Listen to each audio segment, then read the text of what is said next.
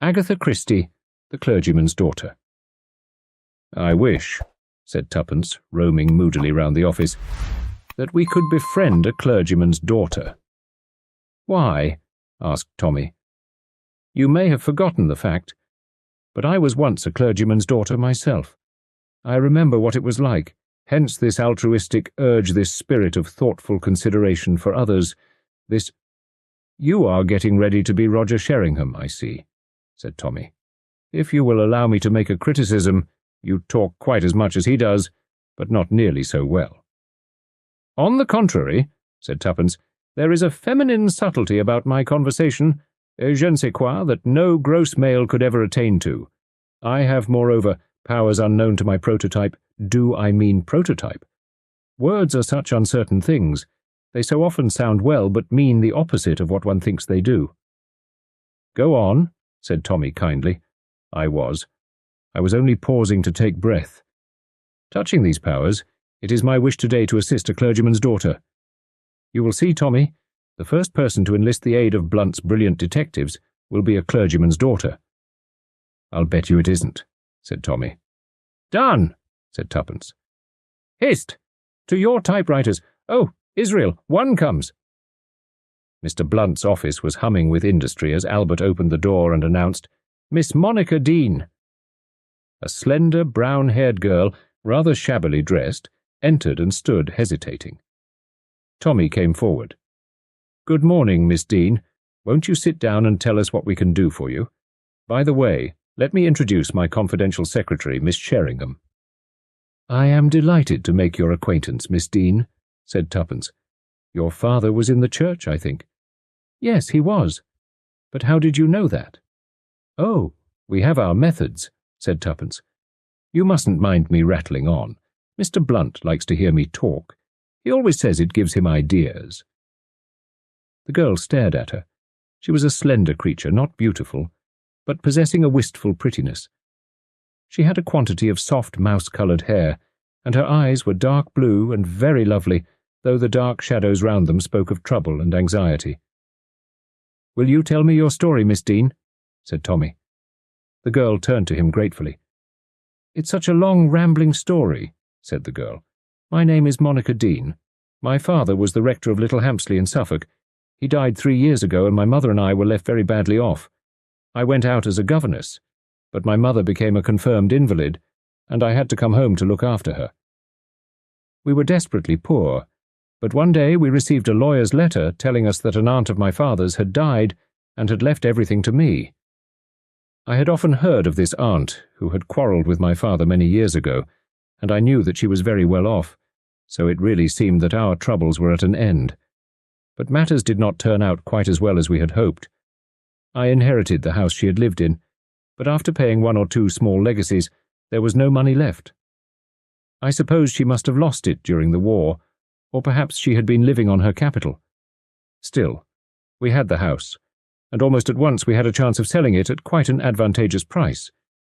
But, foolishly perhaps, I refused the offer. We were in tiny but expensive lodgings, and I thought it would be much nicer to live in the Red House, where my mother could have comfortable rooms and take in paying guests to cover our expenses. I adhered to this plan, notwithstanding a further tempting offer from the gentleman who wanted to buy. We moved in, and I advertised for paying guests. For a time, all went well. We had several answers to our advertisement. My aunt's old servant remained on with us, and she and I between us did the work of the house. And then these unaccountable things began to happen. What things? The queerest things. The whole place seemed bewitched. Pictures fell down, crockery flew across the room and broke.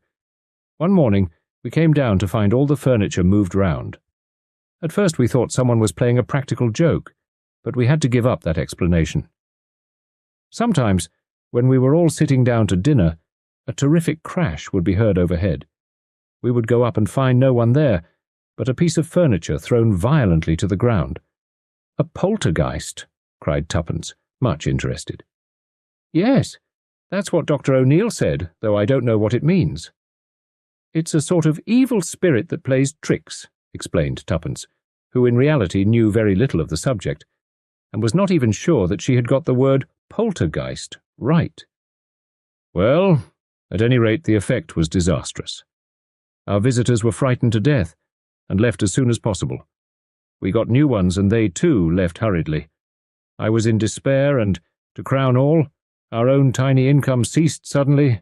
The company in which it was invested failed. "You poor dear," said Tuppence sympathetically. "What a time you have had. Did you want Mr. Blunt to investigate this haunting business?" "Not exactly. You see, 3 days ago a gentleman called upon us.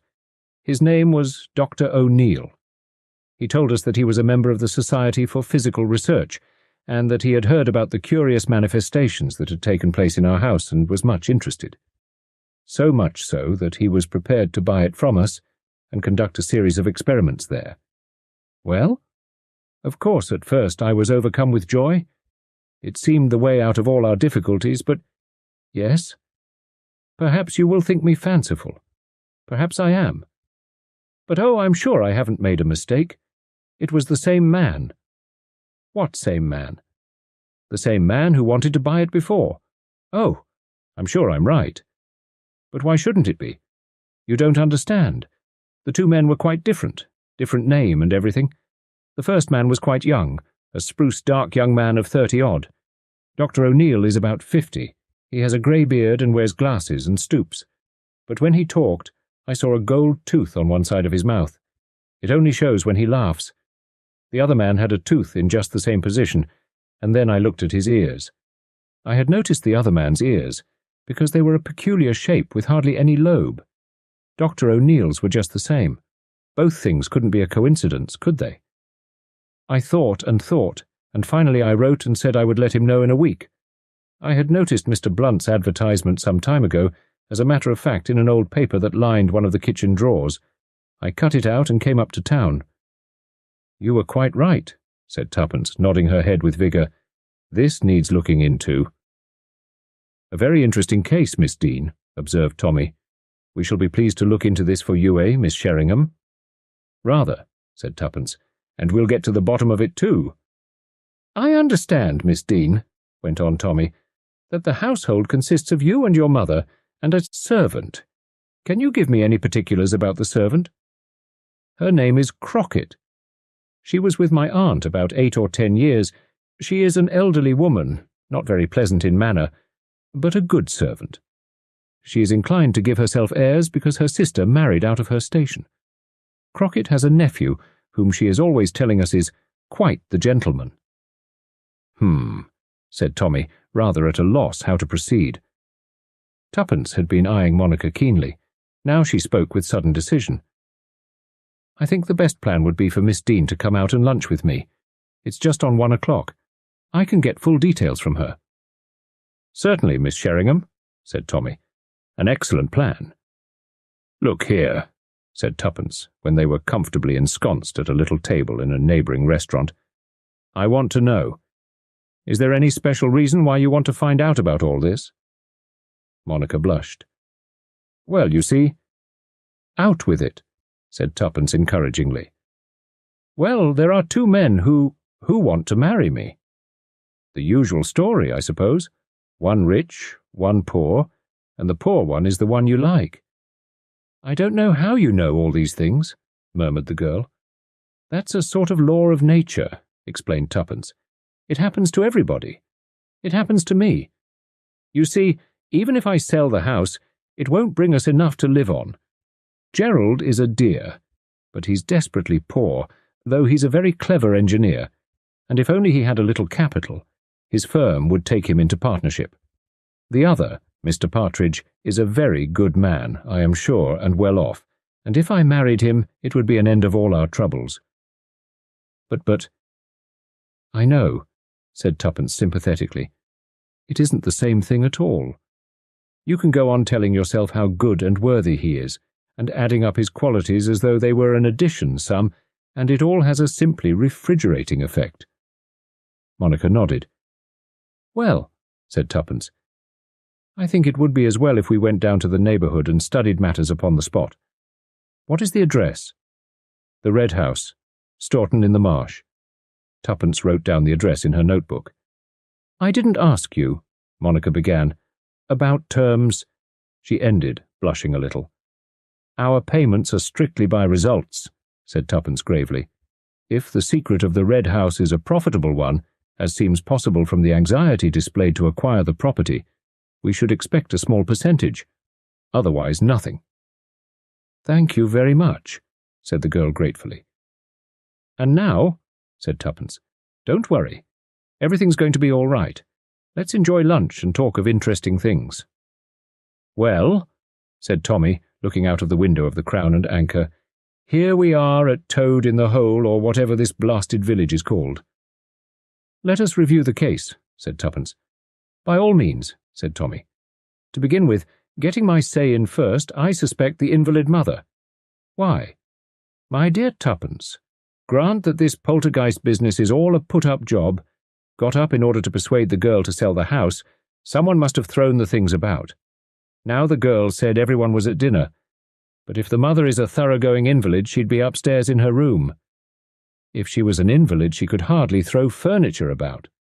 "Ah, but she wouldn't be a real invalid. She'd be shamming." "Why?" "There you have me," confessed her husband. "I was really going on the well-known principle of suspecting the most unlikely person." "You always make fun of everything," said Tuppence severely. "There must be something that makes these people so anxious to get hold of the house. And if you don't care about getting to the bottom of this matter, I do. I like that girl. She's a dear." Tommy nodded seriously enough. "I quite agree. But I never can resist ragging you, Tuppence. Of course there's something queer about the house, and whatever it is, it's something that's difficult to get at. Otherwise a mere burglary would do the trick. But to be willing to buy the house means either that you've got to take up floors or pull down walls, or else that there's a coal mine under the back garden. I don't want it to be a coal mine. Buried treasure is much more romantic." Said Tommy. "In that case, I think that I shall pay a visit to the local bank manager, explain that I am staying here over Christmas and probably buying the Red House, and discuss the question of opening an account." "But why?" "Wait and see." Tommy returned at the end of half an hour. His eyes were twinkling. We advanced Tuppence. Our interview proceeded on the lines indicated. I then asked casually whether he had had much gold paid in, as is often the case nowadays in these small country banks. Small farmers who hoarded it during the war, you understand. From that we proceeded quite naturally to the extraordinary vagaries of old ladies. I invented an aunt who, on the outbreak of the war, drove to the Army and Navy stores in a four-wheeler and returned with 16 hams. He immediately mentioned a client of his own who had insisted on drawing out every penny of money she had in gold as far as possible, and who also insisted on having her securities, bearer bonds and such things, given into her own custody. I exclaimed on such an act of folly, and he mentioned casually that she was the former owner of the Red House. You see, Tuppence?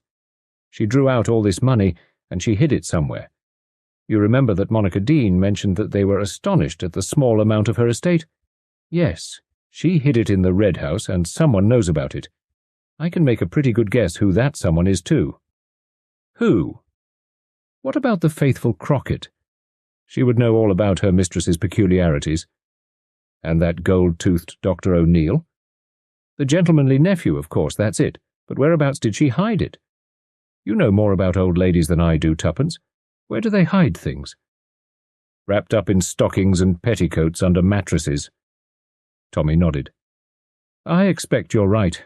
All the same, she can't have done that because it would have been found when her things were turned over. It worries me, you see. An old lady like that can't have taken up floors or dug holes in the garden. All the same, it's there in the Red House somewhere. Crockett hasn't found it, but she knows it's there, and once they get the house to themselves, she and her precious nephew, they can turn it upside down until they find what they're after. We've got to get ahead of them. Come on, Tuppence. We'll go to the Red House." Monica Dean received them. To her mother and Crockett, they were represented as would-be purchasers of the Red House, which would account for their being taken all over the house and grounds. Tommy did not tell Monica of the conclusions he had come to, but he asked her various searching questions. Of the garments and personal belongings of the dead woman, some had been given to Crockett and others sent to various poor families. Everything had been gone through and turned out. "Did your aunt leave any papers?" The desk was full, and there were some in a drawer in her bedroom, but there was nothing of importance amongst them. Have they been thrown away? No. My mother is always very loath to throw away old papers. There were some old-fashioned recipes among them, which she intends to go through one day. Good, said Tommy approvingly. Then, indicating an old man who was at work upon one of the flower beds in the garden, he asked, Was that old man the gardener here in your aunt's time? Yes. He used to come 3 days a week. He lives in the village. Poor old fellow. He is past doing any really useful work. We have him just once a week to keep things tidied up. We can't afford more. Tommy winked at Tuppence to indicate that she was to keep Monica with her, and he himself stepped across to where the gardener was working. He spoke a few pleasant words to the old man, asked him if he had been there in the old lady's time, and then said casually, You buried a box for her once, didn't you? No, sir, I never buried naught for her. What should she want to bury a box for? Tommy shook his head. He strolled back to the house, frowning. It was to be hoped that a study of the old lady's papers would yield some clue, otherwise the problem was a hard one to solve. The house itself was old-fashioned, but not old enough to contain a secret room or passage. Before leaving, Monica brought them down a big cardboard box tied with string. I've collected all the papers, she whispered, and they're in here. I thought you could take it away with you, and then you'll have plenty of time to go over them, but I'm sure you won't find anything to throw light on the mysterious happenings in this house. Her words were interrupted by a terrific crash overhead. Tommy ran quickly up the stairs. A jug and basin in one of the front rooms was lying on the ground, broken to pieces. There was no one in the room. The ghost up to its tricks again, he murmured with a grin. He went downstairs again thoughtfully. I wonder, Miss Dean, if I might speak to the maid Crockett for a minute. Certainly. I will ask her to come to you. Monica went off to the kitchen. She returned with the elderly maid who had opened the door to them earlier. We are thinking of buying this house, said Tommy pleasantly, and my wife was wondering whether, in that case, you would care to remain on with us. Crockett's respectable face displayed no emotion of any kind. Thank you, sir, she said. I should like to think it over if I may. Tommy turned to Monica. I am delighted with the house, Miss Dean. I understand that there is another buyer in the market. I know what he has offered for the house, and I will willingly give 100 more. And mind you, that is a good price I am offering. Monica murmured something non-committal, and the Beresfords took their leave. I was right, said Tommy, as they went down the drive. Crockett's in it. Did you notice that she was out of breath? That was from running down the back stairs after smashing the jug and basin. Sometimes, very likely, she has admitted her nephew secretly, and he has done a little poltergeisting, or whatever you call it, whilst she has been innocently with the family. You'll see, Dr. O'Neill will make a further offer before the day is out. True enough, after dinner a note was brought. It was from Monica. I have just heard from Dr. O'Neill. He raises his previous offer by $150. The nephew must be a man of means, said Tommy thoughtfully. And I tell you what, Tuppence, the prize he's after must be well worthwhile. Oh, if only we could find it. Well, let's get on with the spade work. They were sorting through the big box of papers, a wearisome affair, as they were all jumbled up pell-mell without any kind of order or method. Every few minutes they compared notes. What's the latest, Tuppence? 2 old receipted bills, 3 unimportant letters, a recipe for preserving new potatoes, and 1 for making lemon cheesecake. What's yours? 1 bill, poem on spring, 2 newspaper cuttings, Why Women Buy Pearls a Sound Investment, and Man with 4 Wives Extraordinary Story, and a recipe for jugged hare. It's heartbreaking, said Tuppence, and they fell to once more. At last the box was empty. They looked at each other. I put this aside, said Tommy, picking up a half-sheet of notepaper, because it struck me as peculiar, but I don't suppose it's got anything to do with what we're looking for. Let's see it. Oh, it's one of those funny things. What do they call them? Anagrams, charades, or something? She read it. My first you put on glowing coal, and into it you put my whole. My second really is the first. My third mislikes the winter blast. Said Tommy critically. I don't think much of the poet's rhymes. I don't see what you find peculiar about it, though, said Tuppence. Everybody used to have a collection of these sort of things about 50 years ago. You saved them up for winter evenings round the fire. I wasn't referring to the verse. It's the words written below it that strike me as peculiar. St. Luke, or 9, she read. It's a text. Yes. Doesn't that strike you as odd? Would an old lady of a religious persuasion write a text just under a charade? It is rather odd, agreed Tuppence thoughtfully. I presume that you, being a clergyman's daughter, have got your Bible with you. As a matter of fact, I have.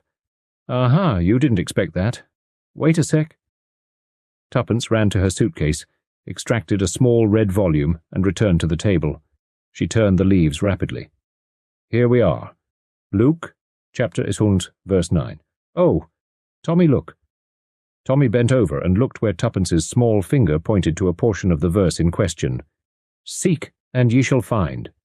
That's it, cried Tuppence. We've got it. Solve the cryptogram and the treasure is ours, or rather Monica's.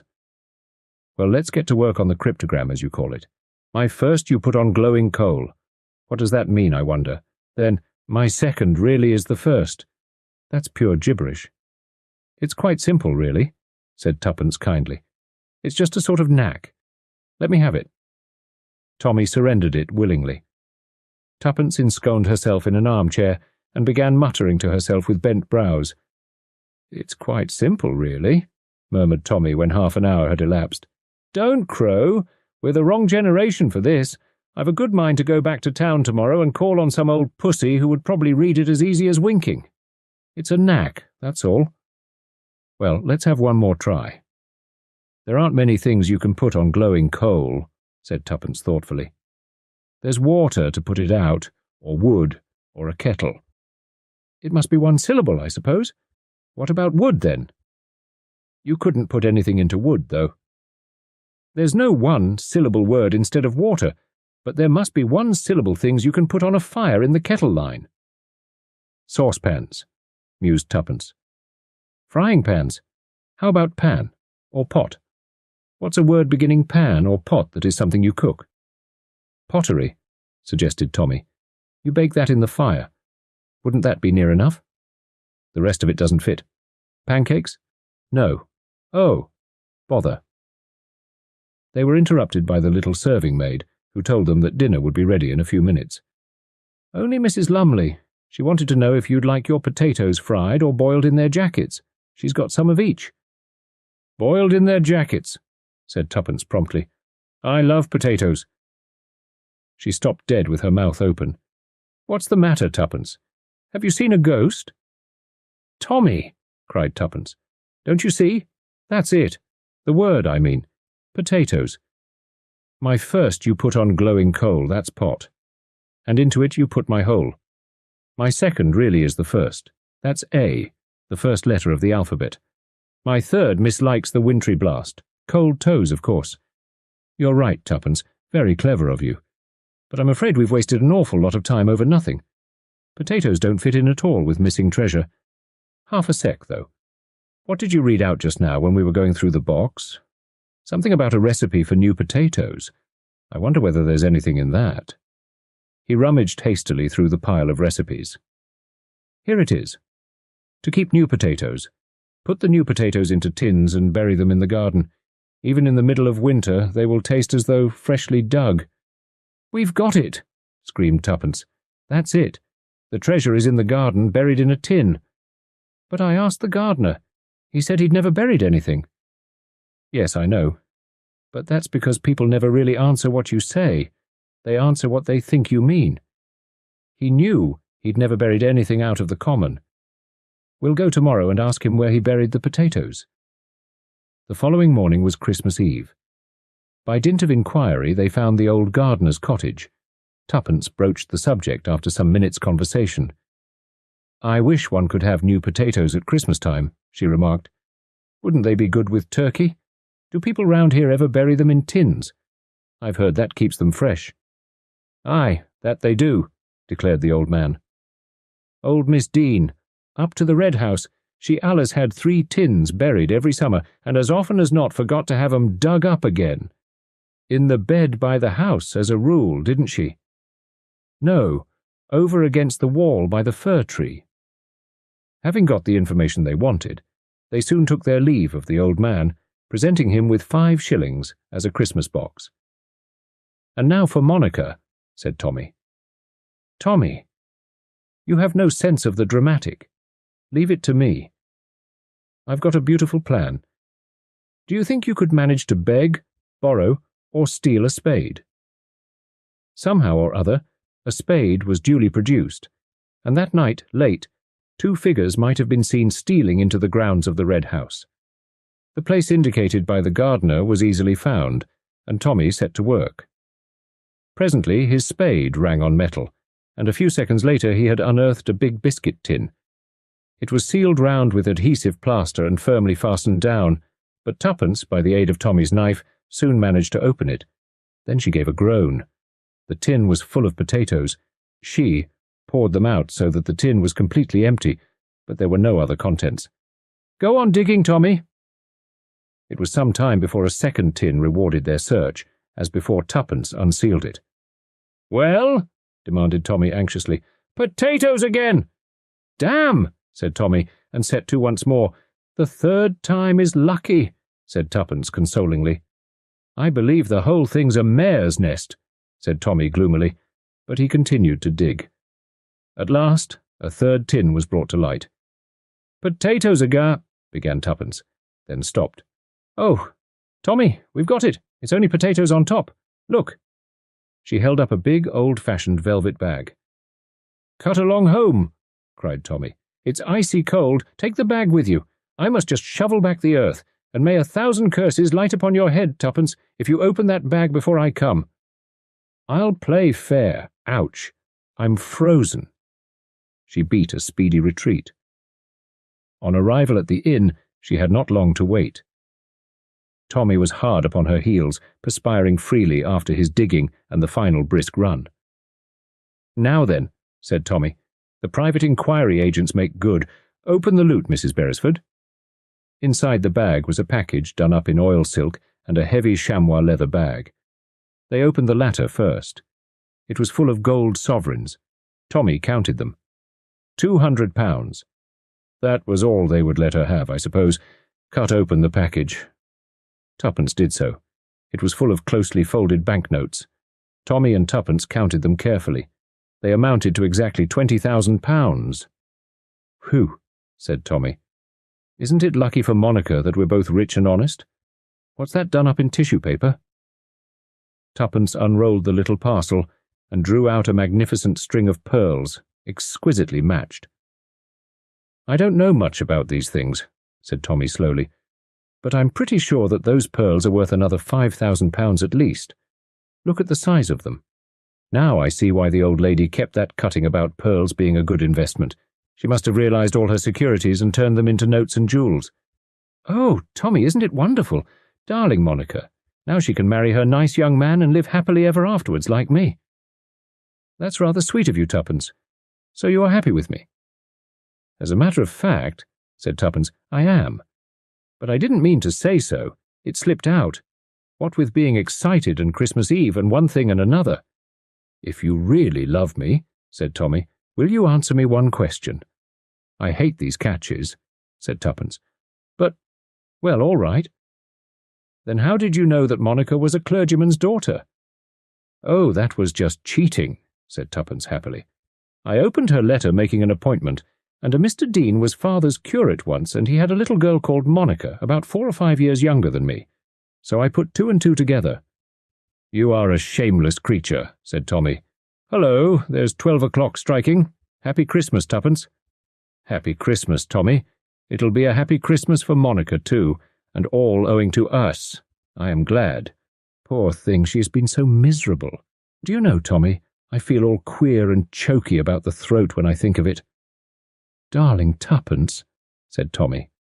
"Darling Tommy," said Tuppence. "How awfully sentimental we are getting." Christmas comes but once a year, said Tommy sententiously. That's what our great-grandmother said, and I expect there's a lot of truth in it still. Thank you very much for listening to this story, narrated by Jason Fraser. Don't forget to subscribe to the Detective Tales channel and be sure to leave a comment.